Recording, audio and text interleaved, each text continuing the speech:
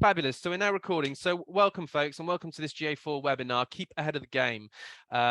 This was hugely popular when we ran this webinar in a few weeks ago in August. So it's a rerun focusing on the key themes, the things that you need to consider and be looking out for ahead of 2023. My name's Daniel Jenkins. I am Head of Client Services at Waggadah Digital. We are a full-service digital marketing agency with offices across St Albans in Hertfordshire and also in Cheltenham. I'm currently Zooming you from my home office, actually, in Evesham, but we have a team spread across 2 locations. As I say, you can reach out to me on Twitter. My LinkedIn details are there, but just search for Daniel Jenkins ACIM or Daniel Jenkins Waggadah online, and you should find me through LinkedIn. And you have my email address there as well. So if you do want to follow up at any point, you know exactly where to find me. But it's not all about me. I'm part of a fantastic team of digital experts. We're currently celebrating kind of 11 years as an agency. As I say, I mentioned earlier, spread across 2 locations. We have origins in search engine optimization and technical SEO. So when we set up over a decade ago, that was our primary focus area.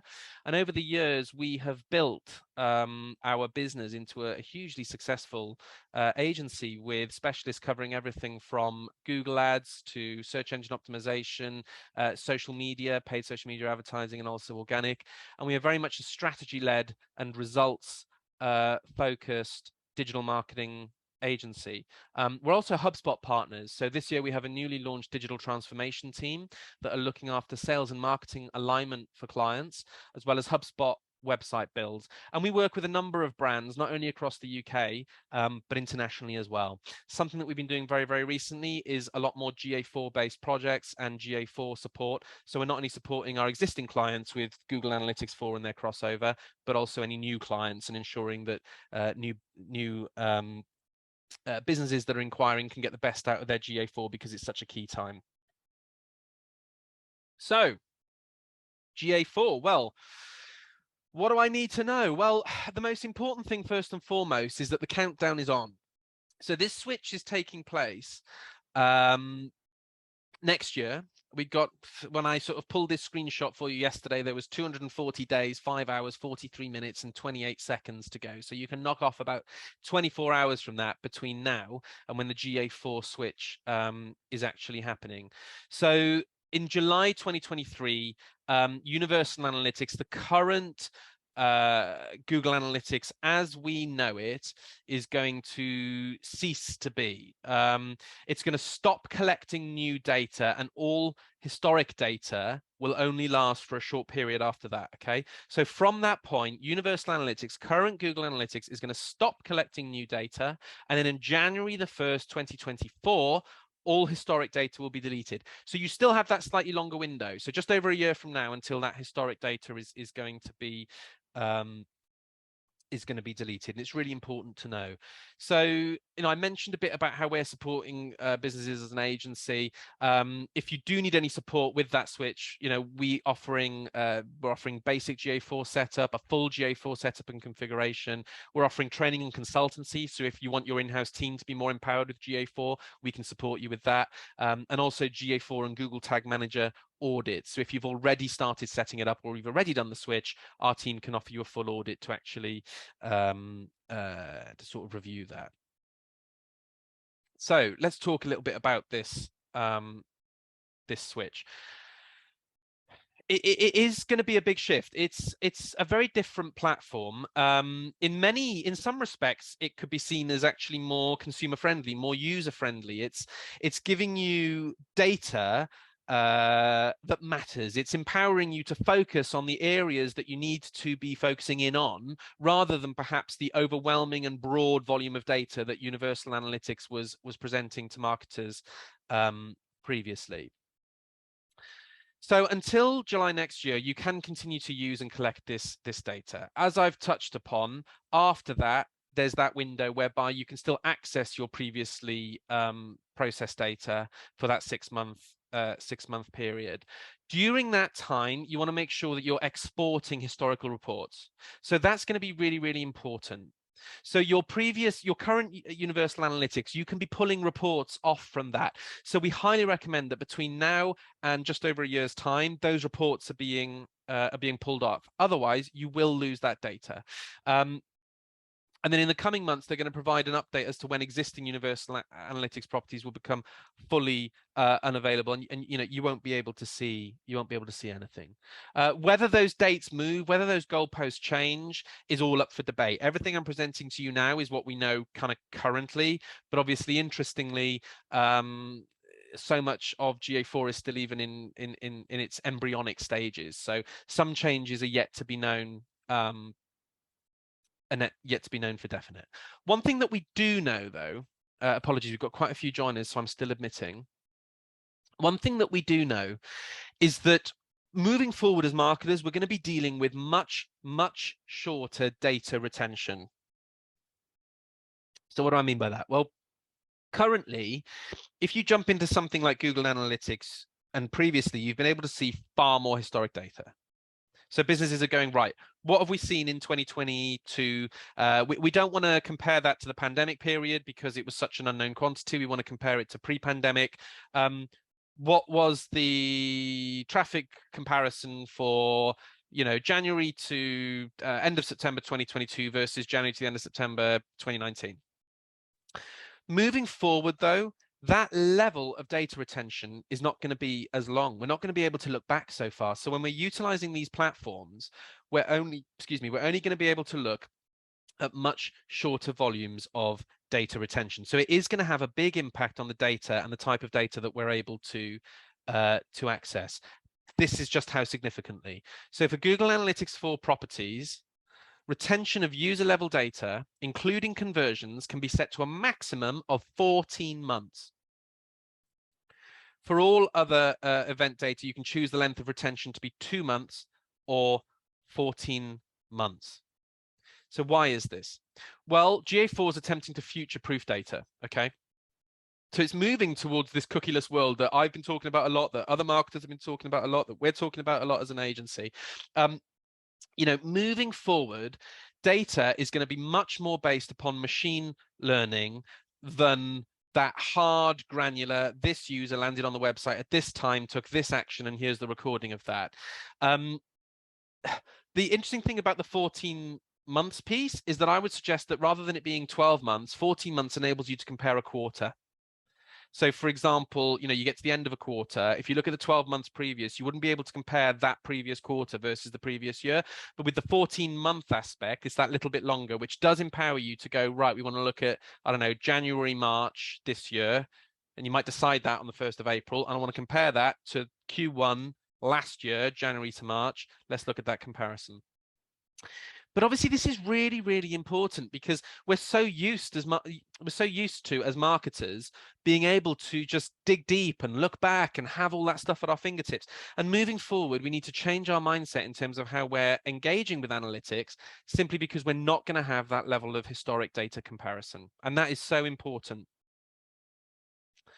What else is key? Well, moving forward, there's a much bigger emphasis on user journey through Google Analytics 4.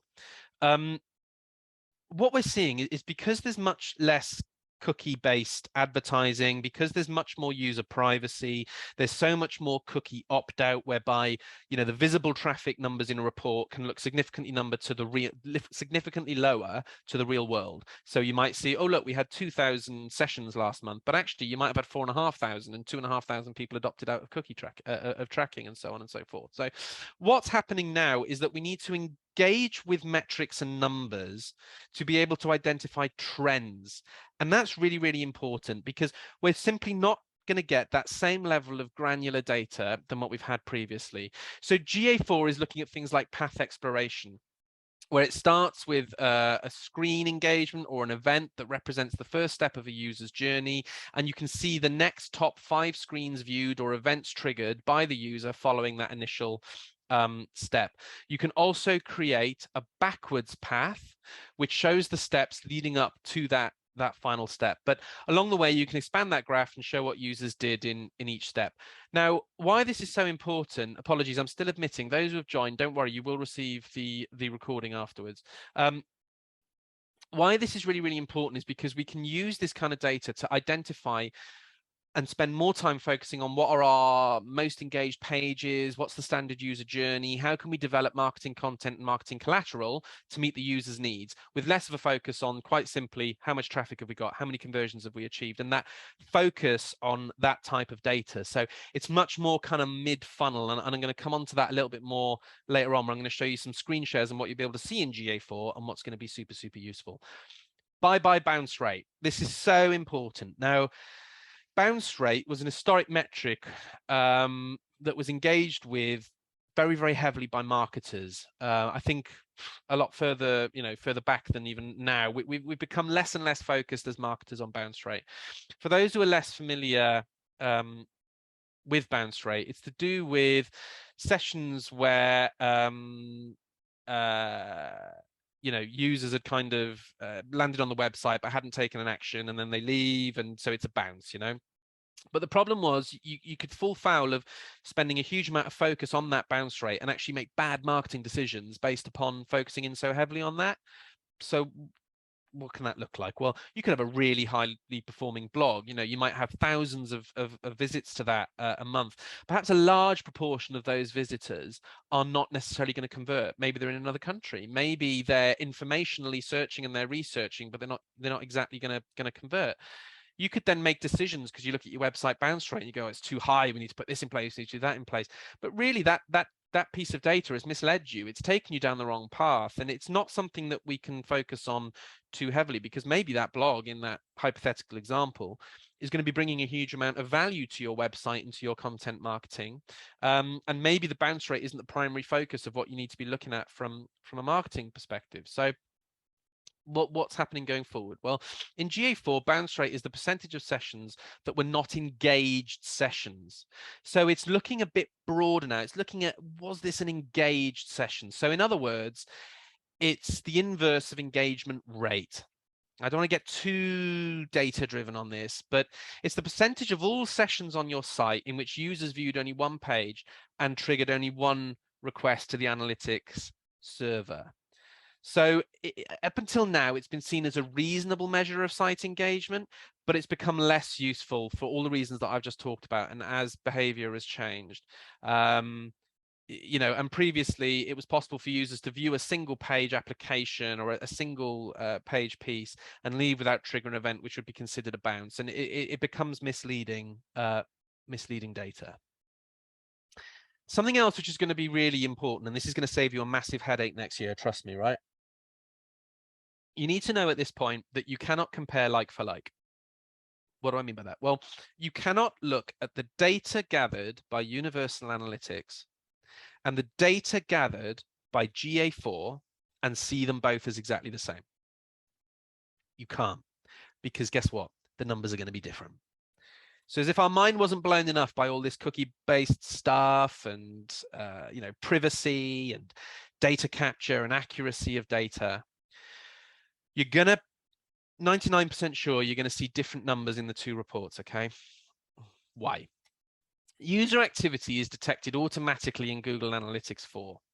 In contrast, Universal Analytics relies on manual instrumentation, so the firing of an event. So a user can launch an app and be considered an active user in Google Analytics 4, but not in Universal Analytics. This may lead to higher active user counts in Google Analytics 4. Welcome to those who are joining. Don't worry, you will get a copy of the recording afterwards. So literally you will see data discrepancies. So initially you could spend a load of time going, oh, the tracking's not set up right, and you'd be reaching out to your web developer and you'd be saying this code's not, or something's not firing, or are all these pages firing. Expect to see different numbers because the platforms function differently in terms of how they capture data. So some aspects of session counting in GA4 differ from Universal Analytics, from the current Google Analytics. So in Universal Analytics, a new campaign will start a new session regardless of activity, but in GA4, a new campaign does not begin a new session. So that could lead to lower session counts in your GA4 property. So you might see higher active users, but you might see lower sessions. Now, something that we look at heavily, and as an agency, and a lot of marketers will focus in on as a marketing metric for traffic engagement, is sessions. So we look at sessions. So a session is not just a new user. So one user might have multiple sessions. They might go on the website several times. And I've said sessions so many times, the word sounds odd in my head. But the point I'm trying to make is that is a key metric, because it considers re-engagement. It considers not just that first visit, but the second, third, and fourth visit. But as highlighted here, you could expect to see lower session counts in your GA4 data collection than what you may have seen previously in your universal analytics. So why the change?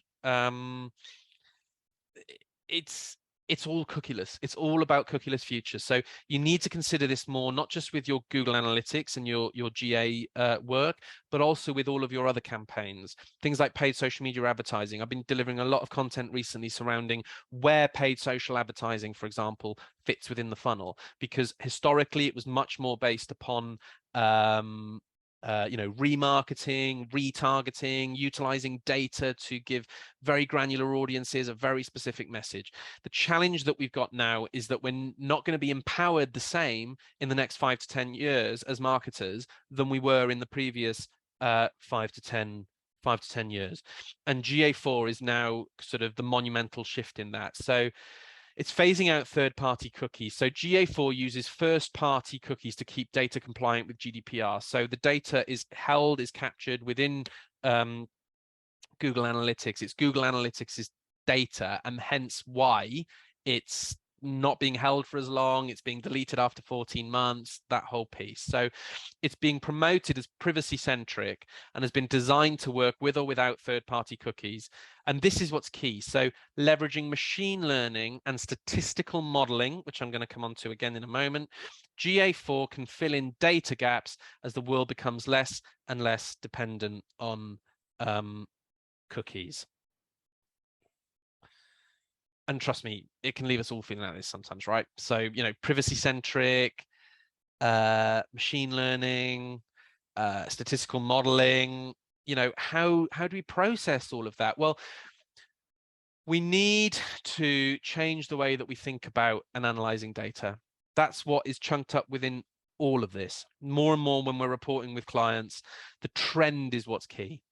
Have we noticed this trend? Have we seen an increase of a certain percentage degree or a decrease of a certain percentage degree, which needs to prompt an action, without focusing in on going 500 of this, 600 of that, and that level of granularity of data? We have to think about the way that we change and analyze data to make better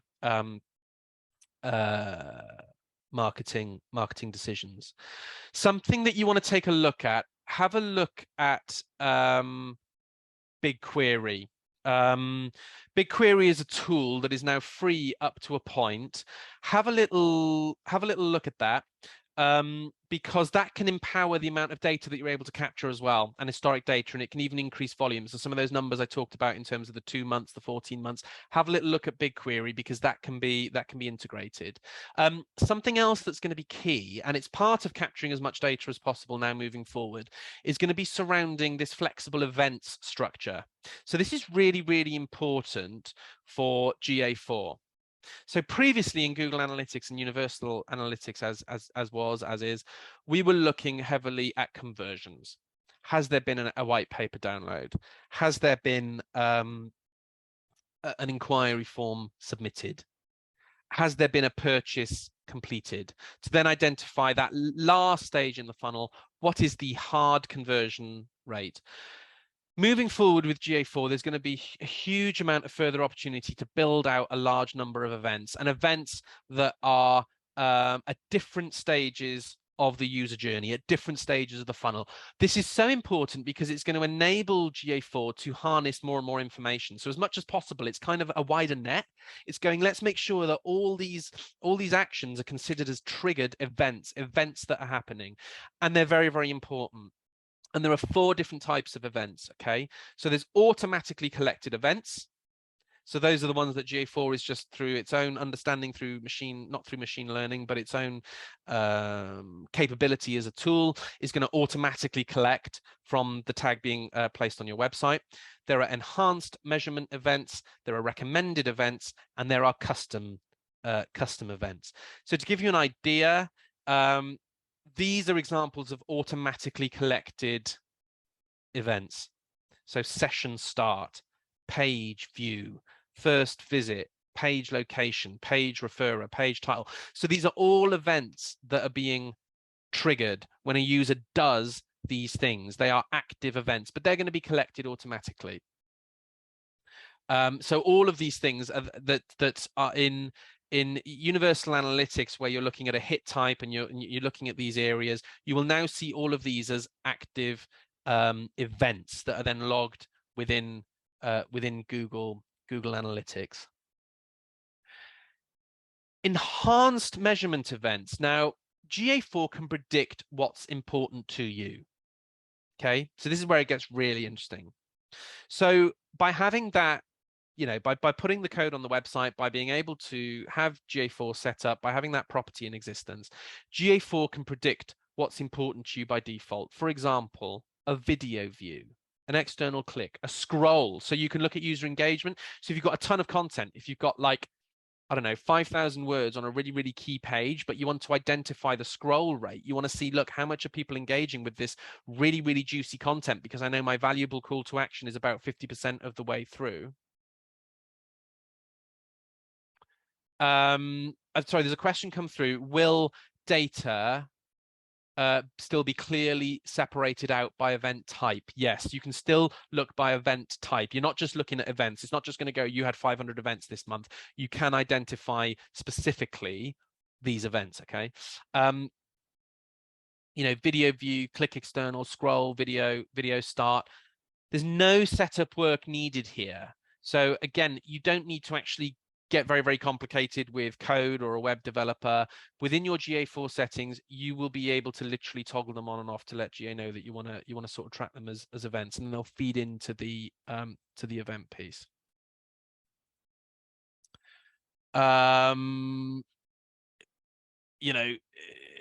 Example here, a client actually that we've been working really, really heavily with on their Google Analytics recently. We're doing it for all our clients. It's a really exciting brand, Entertainment Effects. They do large scale entertainment across things like, think FA Cup final, think big stadium events, think pyrotechnic, think that whole world. And we've got those enhanced measurement events set up where we can automatically measure those interactions. You can see at the bottom, it's measuring page views, scrolls, outbound clicks, site search, video engagement, file downloads, that whole piece. So it's a really, really exciting way to be able to then harness specific data. Let's talk through now some of these recommended events. And this is where it gets a bit more conversion focused, so conversion centric. So things like ad impression. So if a user sees an ad impression, that's app only. So that's if you're collecting data on an app rather than a website. Things like virtual currency. Okay, I appreciate that's not necessarily going to be applicable for everybody, but let's look at some of these that are a bit broader and a bit more useful for a number of businesses. Logins, if a user logs in, an active purchase, so a user completes a purchase, a refund if a user receives a refund. Searching for content, selecting content, so actively sort of selecting content on a web page, a user actively clicking to share content,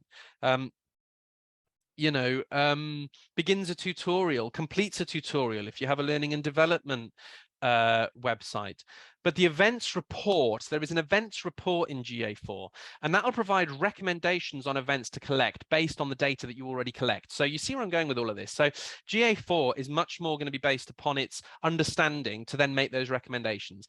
I think that's for a number of reasons. I think it's because, much like how Facebook has tried to develop its ad platform, it is trying to make it a bit more intuitive. It is trying to work towards being a more user-friendly platform for the modern digital marketer. So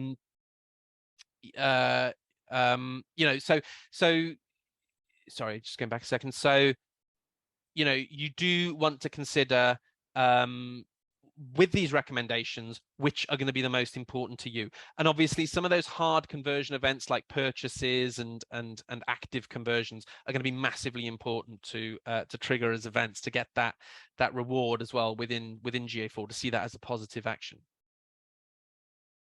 Something else that GA4 has that universal, that historic analytics doesn't have, is advanced spam blocking filters for known bots and spiders. Now, this is actually going to be super useful for moving forward. Something historically with universal analytics is that there are often challenges whereby data can be recorded, and it can be recorded as good data, but it can be kind of bot traffic, spam traffic. You know, we see it sometimes as an agency where, you know, no matter how many filters and things that we've put in place, you might get a random day where there are 500 or 600 sort of sessions with a 95% bounce rate, and they've all come from one rather suspicious referral source. And then, you know, the team of specialists this end will be communicating with account leads to say, look, folks, we've seen excuse me, you know, we've seen a huge spike in traffic. We've done some investigation. This spike is not based upon, you know, accurate data, real data. This is based upon, you know, spam traffic from this source. And then we're obviously able to communicate that back to client and take that into consideration with our data analysis. Moving forward, GA4, for all its or for all the frustrations that we might have as marketers, because it's not going to be able to perhaps give us that level of granularity of data, what it has put in place is that it's much cleaner data. Okay, so there's going to be less dirty data, as it were, pulled in from that sort of spam traffic or traffic that could be misleading when you're doing your reviews and your reports, because you know, spam traffic can have a massive impact if you've got 1 million site sessions and you suddenly see 100,000. But also, if you're dealing in relatively small numbers and you're looking at a few hundred, and then you get another 100, you know, that could be a 10 or a 20% increase in traffic that is inaccurate that we then need to engage with. So it is going to be hugely beneficial moving forward. If you've got any questions, don't hesitate to pop them in the chat. But I will also open it up. Make sure I open it up to the floor at the end. Also, I always say, sorry, I should have said at the start, you know, I know a couple of messages have come through publicly. Don't hesitate to message me privately. I do appreciate as well, sometimes people would prefer to ask privately, or especially if it's relating to their business. So don't hesitate to pop that through to me privately, and you know, I can sort of engage with the question, but a little bit more anonymously. So we talked a lot about key differences. Let's talk a little bit about new and advanced features. So these are things that we really want to start thinking about moving forward. And this is, for me as a marketer, potentially one of the most exciting areas, is going to be surrounding attribution and the ease of how GA4 is going to report on attribution data, attribution modeling, user journey, that whole piece. I mentioned a little bit earlier about cookies. Let me give you sort of an example. Coming back to how multiple marketing tactics can be hugely effective, we have always known that, you know, apologies. We've always known that having things like paid social media advertising and Google Ads and SEO running in tandem is effective. You know, in the 1950s, even when mass advertising was a thing, we knew that we wanted to run, you know, a big advert in a broadsheet, do a PR piece, you know, have a radio ad, you know. The point is, multi-channel marketing is fundamentally important. However, how those tactics play together has changed. So coming back a little bit to what I mentioned about social media advertising, for example, maybe 5 years ago, social media advertising for you was so heavily based upon remarketing that you knew that if consumers were had already engaged with the website through SEO, had already clicked on a Google ad, had maybe left something in their basket, you could rely so heavily on getting in front of them, going, don't miss out, this sale only lasts for another week, buy now, you know, and getting that to them on social media. What we have seen a lot more recently is what we call cause and effect. So because we don't have that same level of cookieless data, because we don't have that same granularity of data. Where things like social media advertising can be hugely beneficial is on driving brand. So it's on getting the brand name out there, getting that mid-funnel stuff, showcasing the products and services and the solutions to an audience based on their interests. And that can be massively effective to then drive people to go away and search elsewhere, because people are searching through Google and then they're landing on your website and then they're engaging further. And where do they go from there? All of what I'm talking about here is based upon user journey and user engagement, but we can take all of that to make better marketing decisions. So this is within GA4, the path exploration tool, where we can look at what exactly is that customer path. And it was very convoluted and complicated within Universal Analytics. It wasn't an easy experience. However, moving forward on GA4, it is far, far more straightforward. So here's a visualization. You can see that starting point, that trigger is an event, and the event is session start. Okay, so that was the first starting point. Within this time window, we had 1,710 session starts. What you can then do is toggle what you want to look at as the next steps to identify that journey. So we talked about things like page titles being an event. Well, I can look at that and go, right, after that event was triggered, what's the page title? Well, primarily the SEO page here, with a small proportion on digital marketing jobs. Okay. So important. So we can see there that, you know, of those top two, it's a bit cut off because you could scroll down there and it would give it more granularity. But of the 1,710, you know, just over 1,000, you know, the lion's share, 50% is going to, I think that's the home page. And then we had 200 at the jobs page. And then you'll start to be looking at it starting from other service landing pages. But from there, where are they going next? Well, if we look at this, of the 915 that landed on the home page, over 10% of those users, of those sessions, then went on to view the team page. Now, that's hugely important, because from a content marketing, digital marketing, user journey perspective, we need to consider that.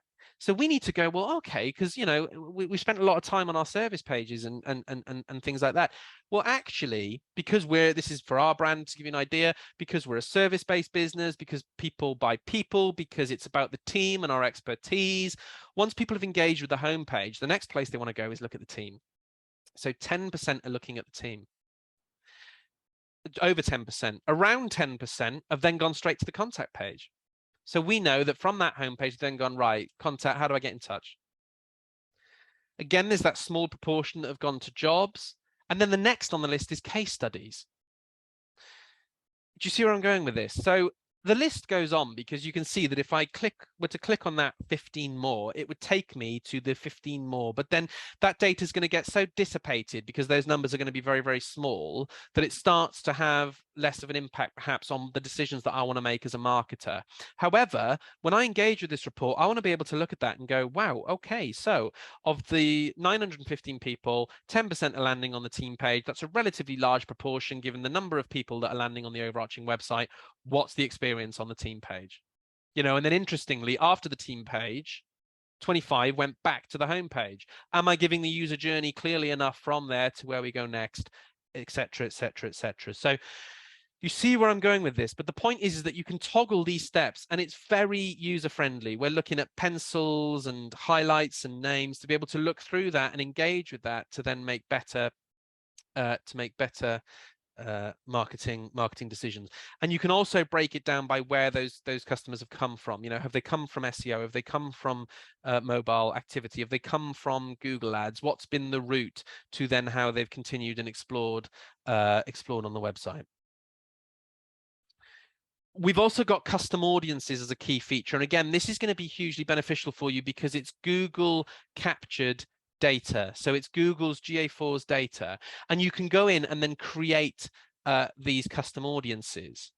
So for example, it's got these suggested audiences. You go under configure, you go under audiences, you can add a new audience, and you can create them from scratch, or you can use a template, and they can then be pulled through into Google Ads.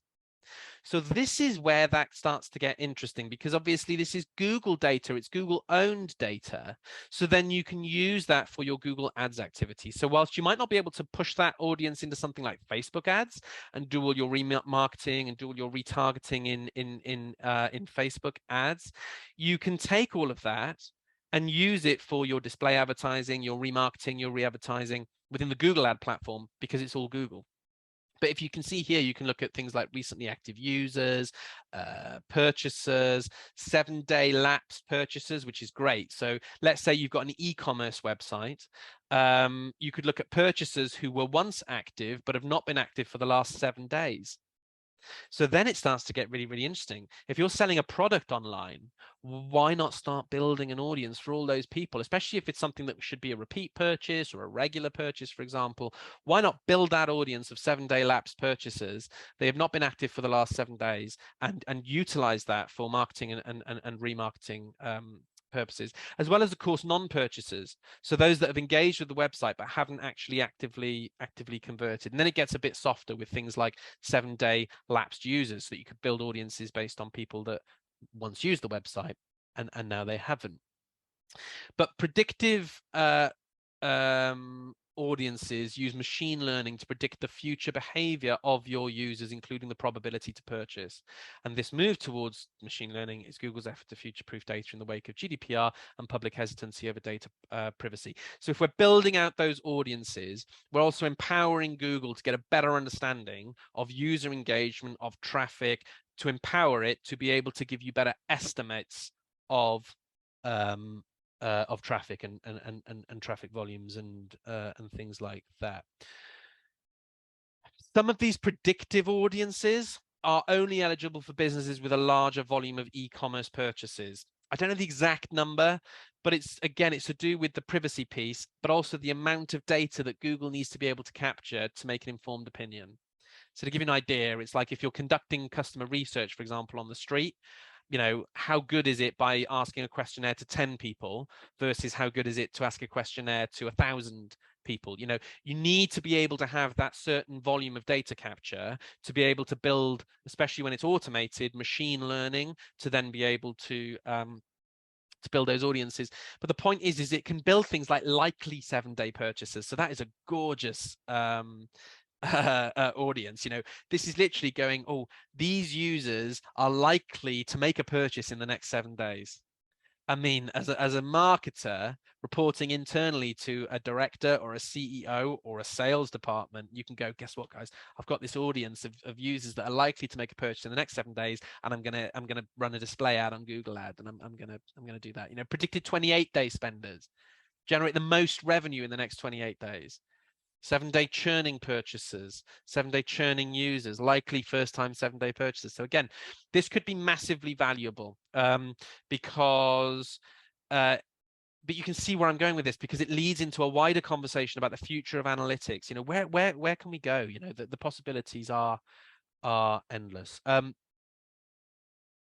Moving forward, we're also no longer looking at goals. So previously in Universal Analytics, we were looking very, very heavily at goals. Moving forward, I've talked a lot about events and event triggers, and we're looking at conversions in GA4, which are also events. And under the configure section of GA4, you can create the events, as we've talked about, and using things like Google Tag Manager, and you can toggle it as a conversion. So some of those events that we were talking about way back, where some of the things were things like purchase, if that is obviously a hard conversion for you, then you can literally toggle that and go, this event of successful purchase is a conversion for my business. And that's kind of how that's gonna work. Something that's really interesting as well is that if you have a website, excuse me, just bear with me. If you have a website that has kind of portals and logins, then you can capture some further data. If you don't, you might want to consider building that into your web plan. So if you have a website where users can log in, analytics can create a single user journey from all the data that is associated with the same user ID So it's using that user ID to build analysis and insights. So in practice, this is for individual customers that are browsing a business across different devices and platforms. So what you would need to do is work with a web developer that could create user IDs. So it starts to get a little bit technical, but somebody might be browsing your product on a Pixel at breakfast, a Pixel tablet, sorry, like Google, do more research using a browser on their work computer at lunchtime and make a purchase on their iPhone after dinner. But if it's through the same login, it can be assigned to the same user ID. So it's going to be more specific than you seeing perhaps a slightly more granular, a slightly more inaccurate level of data for those various sessions. So if you don't yet have portals and logins, it can be beneficial in the longer term in terms of your capturing of the continuation of user journey. And just finally, just to mention sort of UTM tracking as something to consider moving forward. UTM tracking is where you have a bit of code basically added to a URL, so you can better identify the source of where it's coming from. So for example, if you're running a paid social media campaign, you might have the source is kind of paid social, the medium is Facebook advertising, and then it enables you to group that a bit differently within Google Analytics. Same for email campaigns, things like that.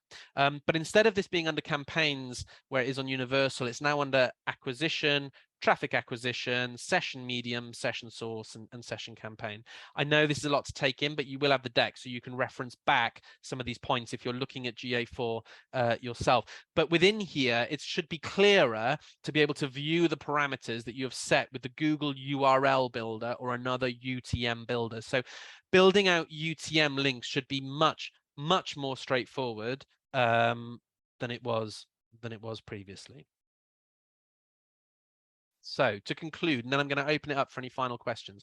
What can I do to prepare? Well, the countdown to the switch is on. So as I mentioned, we've got 240 days or a day less than that, 5 hours, 43 minutes, 28 seconds. Now is the time, if you haven't already set up your GA4, to start setting up that GA4. And that is because you want to have as much data as possible within GA4 for your comparisons. So remember what we were saying, the formal switch is happening in the summer of next year. And as it stands, Universal Analytics will stop collecting data by the January of the following year. So that gives you that 1 year period. So if you want to be comparing more year on year kind of data, it's going to be really, really important to get all of that set up now. Do also have a little look, go online. You can see the link in the deck when I send that across, but Google has also published a number of resources. It's got kind of introductions to GA4. It has lots of links and resources for web developers, but also for marketers, business owners, digital specialists. So there are kind of guides and helpful sort of resources online. However, we appreciate obviously that it's a challenging prospect to do this migration successfully, to have your GA4 set up and pop in. So as I mentioned at the beginning, as an agency, we are more than happy to help. Don't hesitate to reach out to me after this if you have any further questions or you are considering some GA4 support. As I mentioned before, we can offer audits, we can offer migrations where the team will just do the work, or we can offer consultancies and support and training to empower your in-house team. These have proven to be hugely popular over the next few weeks, and I anticipate they will be as well over the coming weeks. And clients are starting to see real success, and they're going away with their GA4 all set up in a really, really good place. So don't hesitate to reach out. Fabulous. So on that note, final questions. Before I open it out to the floor, I've had a question come through from Anna. For new sites, should we still be setting them up as Universal Analytics and GA4 or just GA4? It's a good question. Really, you want to be setting up for GA4. If it's a brand new site, you're not really going to get that benefit of your Universal Analytics data. There's no harm in having both set up. Let me just make that categorically clear. If you have two codes, sort of tags on the website for two different analytics resources, that's not actually going to have any negative impact. So there is genuinely no harm. However, if time is precious, or you just want to focus on the data that matters, or you want to get used to GA4, then by all means, just purely push forward, set up GA4, get GA4 on your website, and use that as your primary data collection resource. But as I say, there is no negative connotations. There is no knock-on effect or no harm. Fab. Does anybody have any further questions? Don't hesitate to pop them in the chat.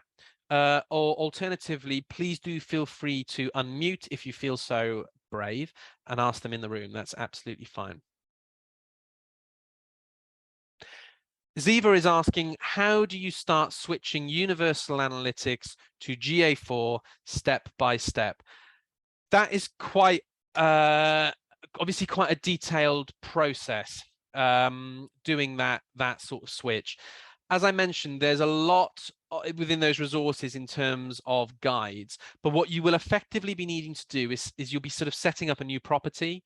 So if you go into your Google Analytics, you will be setting up a brand new kind of property and a brand new data collection.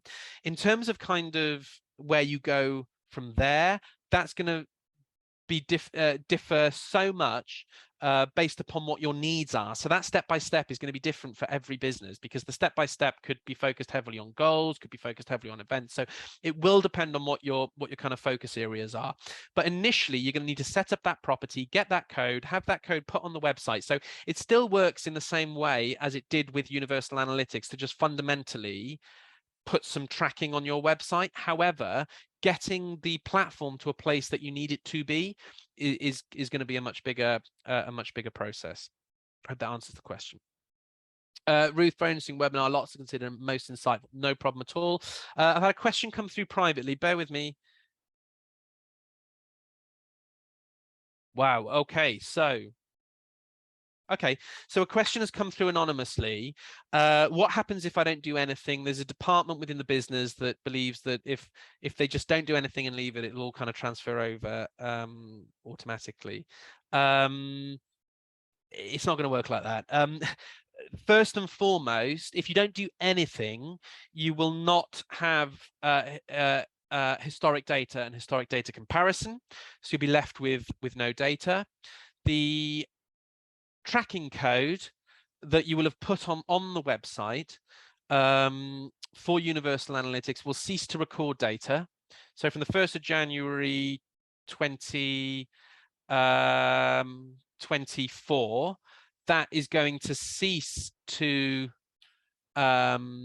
be. So you won't have that historic data. And when you're setting up your GA4, you will actually have a different piece of code. So unless Google puts something in place, and I am going to check this with the team, but I am 90% sure in my response, that 95%, even 99, that unless you actively set up that GA4, it's not just going to automatically kind of look after itself. It is going to need to be a new piece of code, and it will need to be set up separately. So it is really, really important that you start looking at that now. So yeah, from my perspective, and I've actually just messaged a specialist in the interim, nothing's going to change over automatically. You will lose, and you will not have any data moving forward. So what I would advise the person that asked that question is perhaps look if there are a couple of resources online that kind of state that, and then obviously you could use that internally to speak with your colleagues to say, look, folks, this is what's going to happen, and I'm concerned that we're not going to have any marketing data at all. Well, folks, thank you so much. It's been great to meet some new faces, to also see some familiar faces this morning. We're taking a bit of a hiatus over the Christmas period from our webinars. There's some lovely feedback coming through on the chat, so thank you so much, guys. I'm glad you found it beneficial. If you have found this beneficial, please don't hesitate to jump online, leave us a review. As you know, to SMEs, Google My Business reviews, Trustpilot reviews are hugely valuable. So please don't hesitate to jump on and leave us a review. Or alternatively, get on social media and say how beneficial this was. Obviously, it's a free session. We want to make sure that we're giving as much value as possible to businesses in the room. We are putting together our 2023 program of events, so you will get all of that information through as well. And we're going to be launching more webinars and insight pieces over the coming months, so do keep an eye out. But in the meantime, if you have any other questions or any other concerns or thoughts about GA4, you're not alone. Please don't hesitate to reach out, and I will be able to put you in touch with the best possible members of the team to ensure that we get you set up and empowered on your GA4 and data collection journey for the months and the years ahead. So thank you ever so much, folks. Have a great rest of the day. The weekend is not far off, so I hope you also have a wonderful weekend, and best of luck with GA4 moving forward. Thanks. All the best. Bye-bye.